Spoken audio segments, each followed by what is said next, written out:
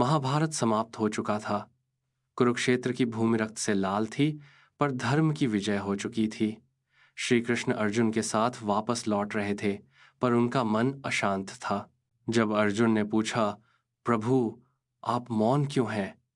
कृष्ण ने सिर्फ एक नाम लिया, विदुर। कृष्ण जानते थे, युद्ध शुरू होने से पहले ही विदुर ने हस्तिनापुर छोड़ दिया था, क्योंकि वे अधर्म के साथ खड़े नहीं हो सकते थे। अब जब सब समाप्त हो चुका था, कृष्ण उन्हें ढूंढना चाहते थे। एक मित्र, एक धर्मात्मा और एक आत्मा जो हर संकट में खड़ी रही। कुछ दिनों की यात्रा के बाद कृष्ण और अर्जुन एक घने वन में पहुंचे, जहां एक कुटिया थी, साधारण, शांत और शुद्ध। वहीं रह रहे थे विदुर और उनकी पुत्री कौमुदी। कौमुदी एक साध्वी सी कन्या, जिसके नेत्रों में गंगा सी शांति और भीतर कोई अग्नि की लपटें थीं। जब कृष्ण की दृष्टि उस पर पड़ी तो कुछ पल के लिए समय थम गया। वो कोई साधारण स्त्री नहीं थी। उसमें राधा जैसा निष्काम प्रेम था, मीरा जैसी आत्मा और सीता जैसी मर्यादा। कृष्ण ने विदुर से पूछा, ये कन्या कौन है? विदुर मुस्कुराए, मेरी पुत्री कौमुदी युद्ध के समय से मेरे साथ वन में है। भगवान को बस जानती है, देखती नहीं। कृष्ण ने उसकी आंखों में झांका, वहां बस भक्ति का सागर था।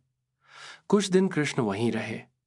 वे कौमुदी से बातें नहीं करते थे, पर उसे देखते रहते थे। कौमुदी भी उन्हें देखकर कभी कुछ नहीं कहती थी, बस कभी कभी आंखें नम हो जाती। एक शाम कौमुदी ने पूछा, आप सच में वही हैं ना, जिनकी बांसुरी की तान वृंदावन की आत्मा थी? कृष्ण ने सिर हिलाया। तो फिर अब वो बांसुरी क्यों नहीं सुनाई देती? कृष्ण मौन हो गए। कुछ बातों का उत्तर शब्दों में नहीं होता। कृष्ण जब द्वारका लौटे, तब भी कौमुदी की छवि उनके मन में अटक गई। रुक्मिणी, सत्यभामा, जाम्बवती सभी थीं उनके जीवन में, पर कौमुदी, वो तो उनकी आत्मा की पुकार बन चुकी थी। कौमुदी ने कभी नहीं मांगा कि कृष्ण उसे प्रेम करें, कभी मिलन की अभिलाषा नहीं जताई। बस रात के अंधेरे में ईश्वर को सोचती रहती थी, बिना शब्दों के, बिना इच्छा के। उसने एक पत्र भी लिखा था, प्रभु, आपसे कुछ नहीं चाहिए, पर एक बार उस तरह देख लेना जैसे आपने राधा को देखा था। मैं जानती हूं, मैं राधा नहीं, पर मेरा हृदय शुद्ध है। उसने वो पत्र जलते दीपक में रख दिया। कई वर्ष बीत गए। श्री कृष्ण द्वारका में राज करते रहे। सब कुछ था उनके पास, यश, सत्ता, प्रेम, सम्मान, पर मन का एक कोना अब भी अधूरा था। एक दिन उन्होंने उद्धव से कहा, क्या कभी कोई बिना मांगे, बिना छुए किसी को इस तरह प्रेम कर सकता है कि ईश्वर भी झुक जाए? उद्धव समझ गए कि कृष्ण अब कौमुदी से मिलने का निर्णय ले चुके हैं। श्री कृष्ण जब दोबारा उस कुटिया में पहुंचे, तब विदुर नहीं थे, उनका देहांत हो चुका था। कौमुदी अब पूरी तरह सन्यासिनी बन चुकी थी। सूती वस्त्र, गेरुए रंग का चोला और माथे पर राम नाम की रेखा। उसने कृष्ण को देखा और बोली, अब आप आए प्रभु, इतने वर्षों बाद? कृष्ण बोले, अब तक मैं द्वारका का राजा था, आज तुम्हारे सामने बस एक मानव हूं। कौमुदी मुस्कुराई, आपका होना ही पर्याप्त था। उस दिन के बाद श्री कृष्ण ने कभी बांसुरी नहीं बजाई। रुक्मिणी ने पूछा, स्वामी, आपकी बांसुरी की तान कहाँ खो गई?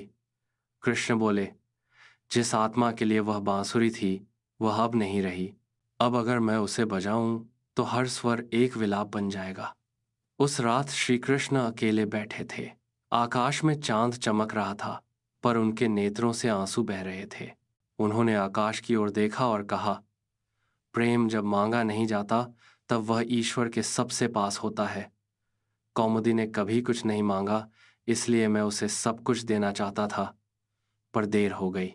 कहते हैं, जिस जगह कौमुदी की चिता बनी, वहां आज एक छोटा सा मंदिर है। वहां एक बांसुरी रखी है, जो हवा चलने पर भी नहीं बजती।